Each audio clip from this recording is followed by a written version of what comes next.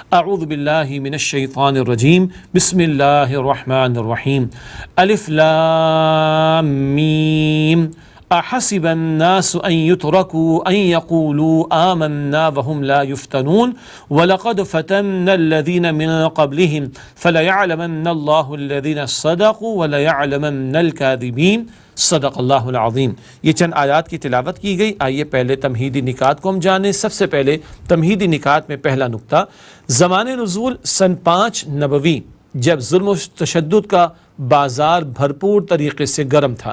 نبی اکرم صلی اللہ علیہ وسلم کے حیات طیبہ کا مکی دور، مصائب، آزمائشیں، ابتلا، امتحانات، بہت کچھ وہاں پر ہے۔ 5 نبوی یعنی وحی کے آغاز کو 5واں برس ہوا، وحی آ رہی ہے، آغاز ہوا، اب اعلان نبوت کا 5واں برس ہے۔ اس دور میں ظلم و ستم کے پہاڑ توڑے جا رہے ہیں اور ایمان والوں پر زندگی اجیرن کی جا رہی ہے۔ آپ کے علم میں ہے کہ یہی دور ہے، یہی 5 نبوی ہے جب ہجرت حبشہ، مائگریشن ٹو دی ایبیسینیا، اس کا معاملہ بھی پیش آیا تھا، جہاں کے بادشاہ تھے نجاشی نیگس رحمۃ اللہ علیہ۔ یہ واقعات ہم نے سیرت کی کتابوں میں پڑھے، کیوں ہجرت کا موقع پیش آ گیا تھا ایبیسینیا حبشہ کی طرف، کہ ظلم و تشدد کا پہاڑ توڑا جا رہا تھا، اس کا بازار گرم کیا جا رہا تھا اہل ایمان پر۔ دوسرا نقطہ، تعذیب المسلمین یعنی مسلمانوں کی ایذا رسانی اور ان پر تشدد کے دور کا آغاز۔ مسلمانوں پر ظلم و ستم کیا جا رہا ہے۔ حضرت یاسر کی شہادت ہوئی رضی اللہ عنہ، حضرت سمیہ کی شہادت ہوئی رضی اللہ تعالی عنہ، بہت ہی زیادہ ظلم و ستم کی روش کے ساتھ ان کو شہید کیا گیا۔ یہ وہ دور ہے جب غلاموں پر، کنیزوں پر ظلم و ستم کے پہاڑ توڑے جاتے، اسلام قبول کرنے والے نوجوانوں پر زندگی اجیرن کی جاتی۔ اس دور کو بجا طور پر کہا گیا تعذیب المسلمین، مسلمانوں پر جو ایذا رسانی اور تشدد کے معاملات رکھے گئے ان کا بیان۔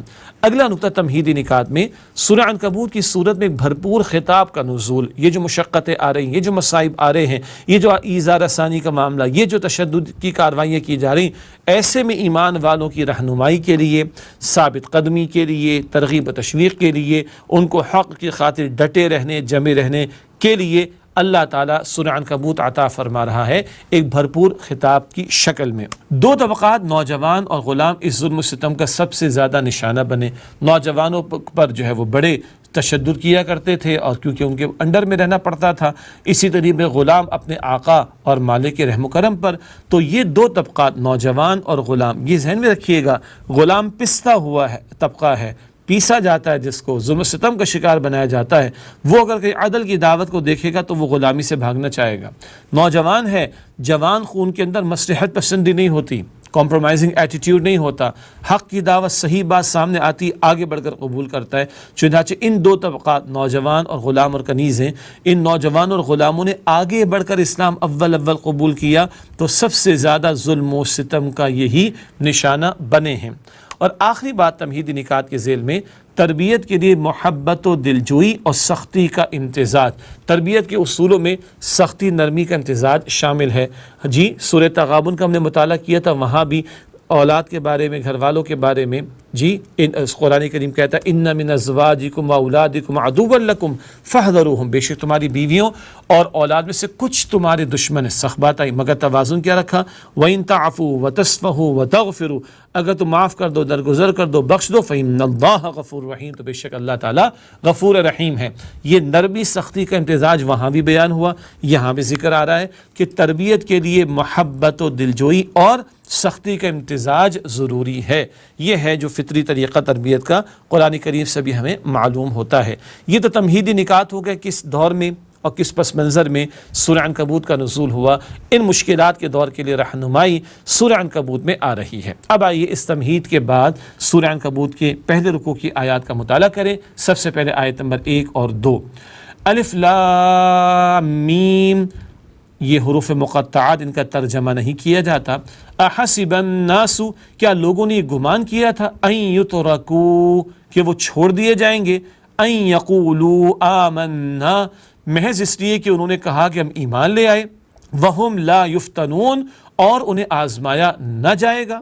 یہ ہے جو بڑے بھاری انداز میں بات کہی جا رہی ہے، بس ایمان لے آئے، ایمان کا دعویٰ کر دے تمہیں چھوڑ دیا جائے گا، اور یہ تم گمان کر بیٹھے ہو کہ تمہاری آزمائش نہیں ہوگی، ایسا نہیں ہے۔ اب آئیے اس آیت کی تشریح کی طرف چلتے۔ سب سے پہلا نقطہ، حروف مقطعات، مقطعات کیوں کہتے ہیں؟ قطع کرنا کہتے ہیں علیحدہ کرنے کو. تو ان حروف کو علیحدہ علیحدہ پڑھتے ہیں نا، الف لام میم، علیحدہ علیحدہ. حروف مقطعات حتمی اور یقینی معنی کوئی نہیں جانتا. یہ راز ہے اللہ تعالیٰ اور اللہ کے رسول کے درمیان صلی اللہ علیہ وسلم، اور حضور علیہ السلام نے اس کی وضاحت نہیں فرمائی. اسی میں خیر ہے کہ خاموشی اختیار کی جائے، کیونکہ حتمی اور یقینی معنی اس حوالے سے کوئی نہیں جانتا. اگلا نقطہ، کفار کی طرف سے ظلم و ستم کی انتہا. بہت مصیبتوں کے پہاڑ توڑے گئے. چنانچہ احادیث مبارکہ میں ذکر آتا ہے کہ حضرت خباب بن ارت رضی اللہ تعالی عنہ نے نبی صلی اللہ علیہ وسلم کے سامنے ذکر کیا کہ یا رسول اللہ صلی اللہ علیہ وآلہ وسلم، مصائب کے پہاڑ توڑے جا رہے ہیں، آپ کچھ دعا کا اہتمام کیجئے. حضور علیہ السلام کا چہرہ انور سرخ بھی ہو گیا، اور آپ نے یہ بھی ارشاد فرمایا کہ دیکھو تم سے پچھلی قوموں کے افراد کا معاملہ تو یہ رہا ایمان والوں کا، ان کو زندہ زمین میں گاڑا گیا اور ان پر آرے چلا دیے گئے، لوہے کی کنگیاں چلا دی گئیں، مگر یہ بات بھی ان کو حق سے روک نہ سکی. اللہ اکبر کبیرہ. کیا وہ عظمت کے پہاڑ ہوں گے اور کیا وہ استقامت کے پہاڑ ہوں گے جنہوں نے یہ سارا مشقت کا معاملہ برداشت کیا. تو حضور نے فرمایا تم جلدی کر رہے ہو. چنانچہ اللہ تعالیٰ نے بھی یہاں پر کوئی خاص انداز اختیار کیا. چنانچہ ہم نے لکھا ہے آگے، کچھ بے صبری پر جھنجھوڑا گیا ہے. کیا تم نے گمان کر لیا یوں ہی چھوڑ دیے جاؤ کہ تم ایمان لے آئے اس دعوے پر اور اس آزمائش کا معاملہ نہیں ہوگا؟ ایسا کیوں نہیں ہوگا، یہ تو ہو کر رہے گا. اس بے صبری والی کیفیت پر اگر کچھ لوگوں میں آئی تو جھنجھوڑا بھی جا رہا ہے. اور یہ بھی یاد رکھیے گا، جھنجھوڑنے کا معاملہ اس وقت کے لوگوں کی فقط نہیں ہے. آج بھی جو لوگ مسلمان ہیں، ماضی میں رہے ہیں، اللہ کے دین پر عمل کا دعویٰ ہے، اللہ کے دین کو بلکہ ماننے کا دعویٰ، مگر وہ بس دعویٰ کر کے بیٹھے رہیں اور ان کی آزمائشوں کا موقع ہے تو بھاگ لیں، ایسے تو نہیں ہے. آزمائشوں کی بھٹیوں سے تو گزرنا پڑے گا، تیار رہنا چاہیے. الفاظ آئے تھے وَهُمْ لَا يُفْتَنُونَ، اور انہیں آزمایا نہ جائے گا. یفتنون فتنے سے بنا. آئیے فتنے کو بھی جانیں. فتنہ کسوٹی کو کہتے ہیں. یہ بات سورہ تغابن میں آئی تھی، سورہ تغابن کا مطالعہ کر چکے ہیں، اس میں بھی آیت نمبر 15 میں بات آئی، انما اموالکم و اولادکم فتنہ، بے شک تمہارے مال اور تمہاری اولاد فتنہ ہے. فتنہ کہتے ہیں کسوٹی کو جس پر پرکھ کر آزمایا جاتا ہے. ایسے ہی ہے نا، آزمایا جاتا ہے. تو اللہ تعالیٰ نے مال دے کر، اولاد دے کر ہمارا امتحان لیا. آیا ان کی محبت میں ڈوب کر اللہ تعالیٰ کو بھول تو نہیں جاتے؟ اس کے دین کے تقاضوں سے فرار تو اختیار نہیں کر لیتے؟ یا پھر یہ کہ ان کو برترے کے طور پر استعمال کریں، ضرورت کے طور پر استعمال کریں مال وغیرہ کو، اور ان کی محبت میں ایسا نہ ڈوبیں کہ اللہ تعالیٰ کے احکامات پامال ہو جائیں. تو اس کسوٹی پر ہمارا امتحان ہے. اب آئیے اس کے اصطلاحی معنی کو بھی جانیں. اللہ تعالیٰ کی راہ میں آنے والی مشکلات و مصائب در حقیقت کسوٹی کے درجے میں ہیں، جن پر پرکھ کر کسی کے ایمان کی صداقت کو جانچا جاتا ہے. یہ بدلتے حالات میں مشکلات کا آنا، مصائب کا آنا، پریشانیوں کا آنا، یہ کسوٹی، اس پر پرکھا جاتا ہے کسی کے ایمان کی صداقت کو، اور کھرے کھوٹے کا فیصلہ ہو جاتا ہے. تو یہ آزمائشوں کا آنا ہمارے امتحان کے لیے، تاکہ کھرے کھوٹے کا فیصلہ کر دیا جائے. اگلی آیت ہے سورہ عنکبوت کی آیت نمبر 3، وَلَقَدْ فَتَنَّ الَّذِينَ مِن قَبْلِهِمْ، اور ہم ان سے پہلے لوگوں کو بھی آزما چکے ہیں.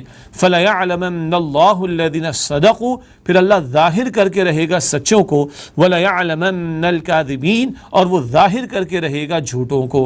یہ آیت نمبر 3 کا ترجمہ. اب اللہ تعالیٰ کی ایک اور سنت کا بیان آ رہا ہے. اللہ تعالیٰ کی مستقل سنت کیا ہے؟ جو بھی ایمان کا دعویٰ کرتا ہے اللہ تعالیٰ اس سے امتحانات اور آزمائشوں کے ذریعے جانچتا ہے. ایمان کا دعویٰ کیا ہے تو اللہ تعالیٰ آزمائشوں سے گزارے گا. آزمائش مانگنی نہیں چاہیے اللہ سبحانہ و تعالیٰ سے، لیکن اگر آ جائے تو پھر اللہ سے التجا کرنی چاہیے، دعا کرنی چاہیے. ربنا افرغ علینا صبرا، اے اللہ ہم صبر کے دہانوں کو کھول دے. تو اللہ کی سنت کیا ہے مستقل؟ جو ایمان کا دعویٰ کرتا ہے اللہ تعالیٰ اسے امتحانات اور آزمائشوں کے ذریعے جانچتا ہے. مقصد کیا ہے؟ سچے اور جھوٹوں کا فیصلہ ہو جائے، کھرے کھوٹوں کا فیصلہ کر دیا جائے. اسی اعتبار سے اگلا نقطہ، اللہ تعالیٰ کی راہ میں ابتلاء و آزمائش کی حکمت. کیوں یہ امتحانات سے اور آزمائشوں سے گزارا جاتا ہے؟ اس کی ایک اور حکمت کا پہلو، انقلابی جد و جہد کے لیے کام کرنے والی جماعت کو تطہیر کے عمل سے گزارا جائے. انقلابی جد و جہد کے لیے کام کرنے والی جماعت کو تطہیر کے عمل سے گزارا جائے. غلبہ دین کی جد و جہد بڑے کٹھن مراحل سے گزرتی ہے، اور کچھ ناپختہ لوگوں پر انحصار اس کے لیے نقصان دہ ہوتا ہے. کوئی ناپختہ قسم کے لوگ ہوں گے، پری میچور ایکشن کریں گے، اجتماعیت کو نقصان پہنچائیں گے، انقلابی جد و جہد کو نقصان پہنچائیں گے. تو ضروری ہے کہ انقلابی جد و جہد کرنے والی جماعت کی تطہیر ہو، کھرے کھوٹے کا فیصلہ کر دیا جائے، صحیح غلط کو واضح کر دیا جائے، اور کھرے کھوٹے واضح ہو جائیں، ورنہ ناپختہ لوگوں پر اگر انحصار کیا جائے ایک انقلابی جد و جہد کے عمل میں اور کسی اقدام میں، تو ظاہری بات ہے کہ بہت بڑا نقصان دہ معاملہ ہوگا۔